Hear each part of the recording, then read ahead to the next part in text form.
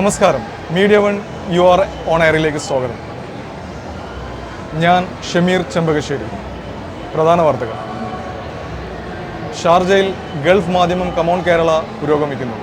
മോഹൻലാൽ ഉൾപ്പെടെ വൻ താരനിരയാണ് കമോൺ കേരളയിലേക്ക് എത്തുന്നത്. മൂന്നാം ദിവസവും ആയിരങ്ങൾ മേളയിലേക്ക് ഒഴുകിയെത്തി. അതിൻ്റെ ദൃശ്യങ്ങളിലേക്ക്.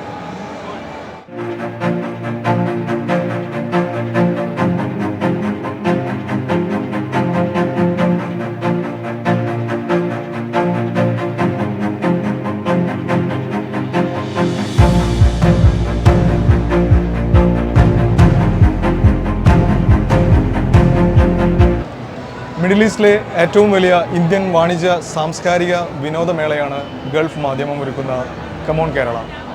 പ്രൗഢമായ സദസ്സിൽ മേളയുടെ ഉദ്ഘാടനം ഇന്നലെ Sharjah chamber of commerce chairman Abdul Sultan Al Owais നിർവഹിച്ചു. അബ്ബാസ് മുഹമ്മദ് തയ്യാറാക്കിയ റിപ്പോർട്ട് ഇനി കാണാം. കമോൺ കേരളയുടെ 7ാമത്തെ എഡിഷനാണ് ഷാർജ എക്സ്പോ സെൻറ്ററിൽ തുടക്കമായിരിക്കുന്നത്. മലയാളത്തിൻ്റെ മഹാനടൻ മോഹൻലാൽ അടക്കമുള്ളവർ ഈ മേളയ്ക്ക് എത്തുന്നുണ്ട്.